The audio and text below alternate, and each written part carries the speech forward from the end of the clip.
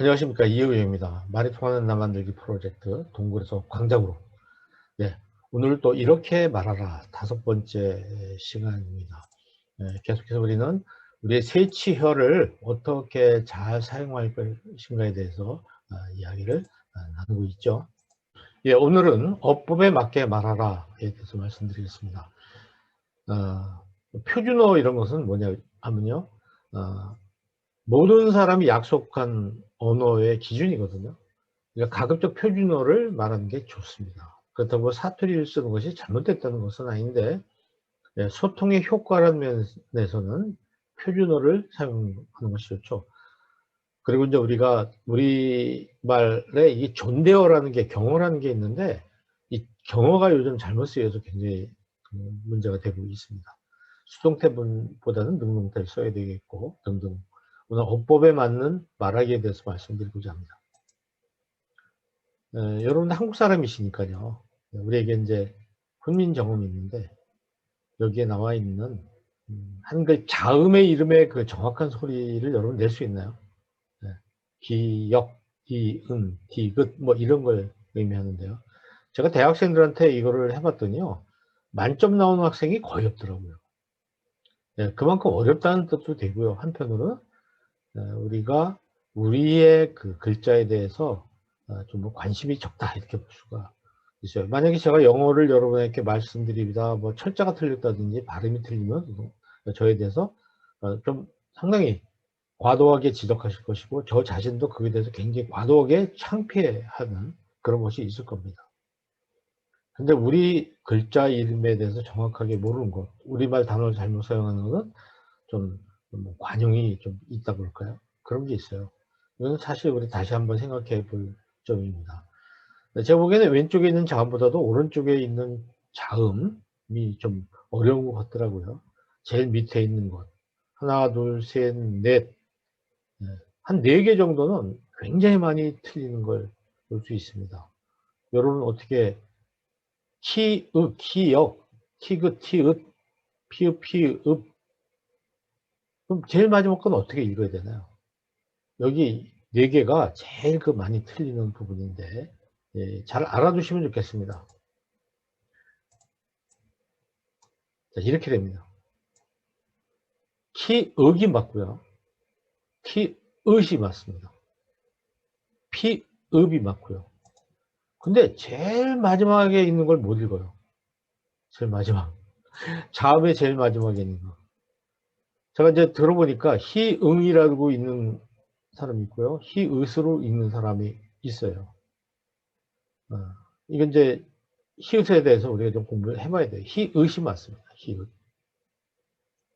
좀 부끄러운 얘기는 외국인 학생들한테 이거를 물어봤더니 외국인 학생들은 굉장히 많이 잘 알더라고요. 한국 학생들보다 훨씬 더 이 자음의 이름을 알고 있더라는 것을 말씀드리고 싶습니다. 자, 이제 우리가 말할 때 어떻게 말해야 되는가. 그래서 상황에 맞게 말하는 게 참 어려운데요. 제가 아시는 분이,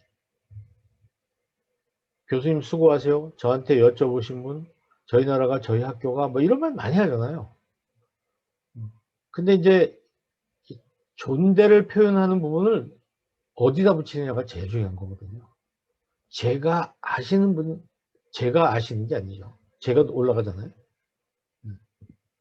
교수님, 그러면 교수님 수고하세요 하는 말은 뭐 이걸 굉장히 이건 틀렸다, 맞았다, 그거보다는 관습적으로 문화적으로요. 수고한다는 말은 윗사람이 아랫사람한테 하는 걸로 보통 되어 있습니다. 비슷한 사람들끼리. 또는. 근데 아랫사람이 윗사람한테 수고한다는 말은 잘 쓰질 않아요. 그리고 잘 쓰지 않는 걸 아는 분들이 많아서 윗사람들이 굉장히 좀 꺼려하는 말입니다. 또 저한테 여쭤봤다는 말을 쓰는 분들이 굉장히 많아요. 누가 여쭤보나요?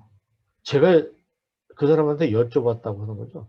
이건 굉장히 높은 사람도 자기한테, 나한테 여쭤봤다 이런 말 쓰지 않습니다. 근데 저한테 그랬다면 상대방보다 나를 낮추는 표현인데, 여쭤봤다는 말은 전혀 말이 되질 않잖아요.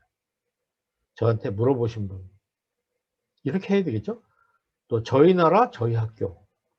여러분 학교라는 것은 좀 낮춰서 생각할 수 있습니까? 저희 집, 저희 학교. 근데 저희 나라, 일본 앞에서 우리가 우리나라를 저희 나라라고 할 수 있나요? 국가라는 것은요, 모든 국가가 동등하기 때문에 상대방보다 낮출 수가 없습니다. 그래서 항상 우리나라라는 말밖에 쓰지 못합니다. 저희 나라라고 쓰면은 굉장히 문제가 되겠죠. 자, 이제 여기 하루 이거 참 너무 어지러워서 저도 어떻게 해야 될지 모르겠는데, 커피 나오셨습니다라는 말을 많이 씁니다. 커피가 사람인가요? 또 윗사람인가요? 커피가 뭔데 나오시고 마시고 합니까? 나온 거죠. 2만 원 나오셨습니다. 3,000원이세요? 이 물건이세요?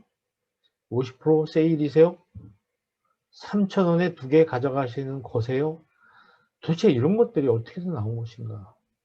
제가 짐작하기로는 그 엉터리 서비스 교육시키는 사람들이 이런 나쁜 말들을 퍼뜨린 거예요.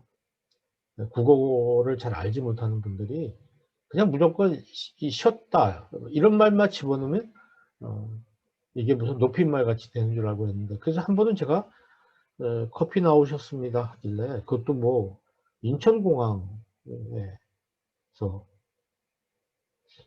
미안한데 제가 뭐 가르치는 사람이라 좀 말씀드리겠는데, 커피 나오셨습니다가 아니고 커피 나왔습니다가 맞습니다 하고 얘기를 했어요. 자, 제가 말을 잘못한 거죠. 그분이 저를 한참 뚫어지게 보더니 아주 재수없다는 듯이 표정을 짓고 말더라고요.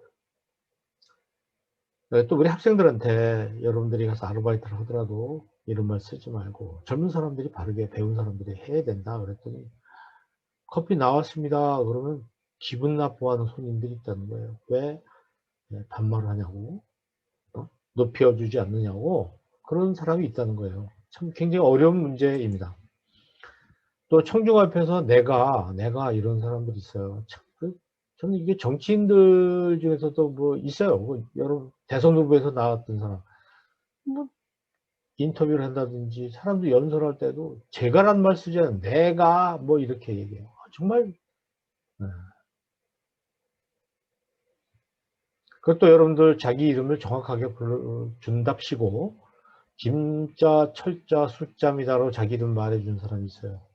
근데 여기 우선 김자란 말은 김씨가 맞아요. 제대로 한다면 김씨. 그건 자라고 하지 않습니다. 자는 이름만 쓰는 거예요. 그러니까 김씨, 철자, 숫자입니다 한 건 좋은데, 이것은 상대방의 이름을 부를 수가 없을 때 그냥 이렇게 풀어서 얘기해 주는 거예요.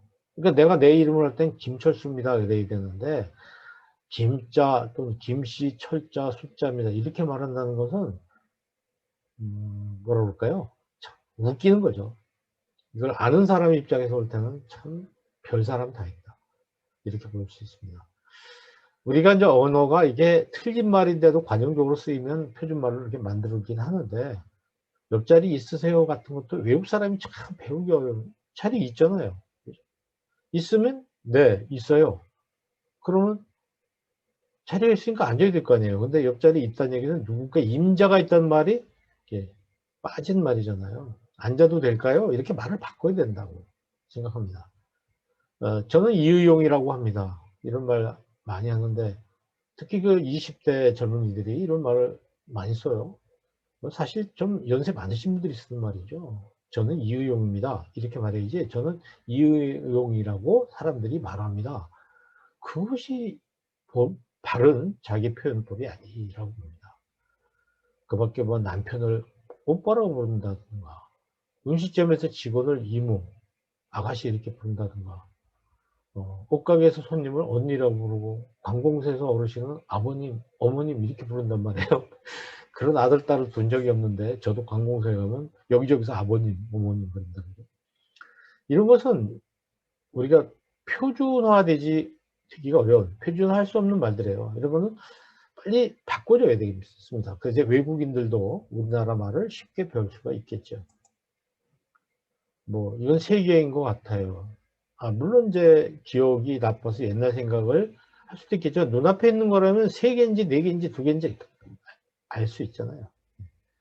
교수님이 계시겠습니다라는 말은 맞아도 말씀이 계시는 건 아니라고 생각합니다.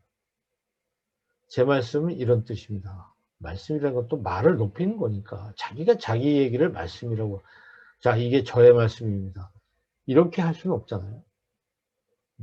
너 선생님이 빨리 오래. 요즘 젊은이들이 이 표준말을 생략을 많이 하는 경향이 있지만 너 선생님이 빨리 오라고 하셔가 맞는 말이죠. 아버지, 할아버지가 빨리 오시래. 네, 틀린 말은 아닙니다. 그러나 엄격히 따지면 할아버지 앞에서 아버지를 높인다. 할아버지가 아버지 빨리 오시래요, 이 말은 할아버지가 아버지를 높이는 거잖아요. 이건 사실 맞지 않는 거죠, 격이. 저 학생 부모님은 서울에 있으세요. 자, 있다란 말에다가 세란 말을 넣으면은 존대가 되는 건 아니죠. 네. 계세요 라든가 계십니다, 이 말이 맞겠죠. 그러니까 할아버지가 밥을 먹고 먹으세요. 어? 그런 말보다는 진지를 드시고 계세요. 그게 이제 그러면 식사하고 계세요, 이런 말이 이게 맞는 말이죠. 좀 생각을 하면서 말을 하면 좋겠다는 생각이 들어요. 교수님 시간 좀 계세요? 많이 쓰는 말이죠. 시간 좀 있어요? 시간이 계시는 건 아니죠. 교수님이 여유가 있으십니까? 이건 이런 것이죠. 시간이 계시는 건 아니죠. 교수님께 저만한 딸이 계시다고요. 교수님을 높여주는 거죠. 딸이 계시는 건 아니죠. 교수님을 높이는 말이지 딸을 높여서는 안 되겠죠. 이런 것들이 꼭 국어 시간에 뭐 밑줄 그어가면서 배워야 되는 거 아니고 일상생활에서 편하게 사용할 수 있도록 우리가 공부를 하려면 가정에서 부모님들하고 대화할 때 이 표준말을 잘 배워야 되는 거죠. 특히 존대어 같은 거. 그래서 할아버지 할머니하고 같이 사는 가정의 아이들이 이런 그 존대어를 잘 씁니다. 교수님이 아파서 오늘 휴강이시랍니다. 네, 교수님이 아파서. 뭐 편찮아서라는 말이 더 교수님 높이는 것이고, 더 높인다면 교수님께서 편찮으셔서 오늘 휴강이랍니다. 휴강인 거지 휴강이신 건 아니죠. 무엇이 높이고자 하는 것이 무엇인가, 주체가 무엇인가를 생각하면서 우리가 말해야 된다는 것이죠. 볼 일이 계셔서, 볼 일이 있어서. 볼 일이라는 것이 계시는 건 아니죠. 교수님이 계신 것도 아니고, 계신 것의 주체가 누구냐, 교수님이냐 볼 일이냐. 내가 높일 걸 높이고 높이지 않을 건 높이지 말아야 되는 거죠. 우리 아이는 학교에 갔다 오면 꼭 저한테 한 가지씩 저한테 여쭤봐요. 자기 나름대로 굉장히 공손한 마음으로 표현을 하는 것이지만은 자기한테 여쭤본다고. 내가 나한테 말할 때는 물어봐요, 이렇게 말하는 게 맞겠죠. 아까 얘기한 대로 저희 나라는 우리나라가 맞는 거. 또 이제 이런 그 중복되는 말도 있습니다. 제가 아시는 지인이, 저 여러분 많이 들으시죠? 방송에서도 나와서 이런 말 하는 사람들 많이 있어요.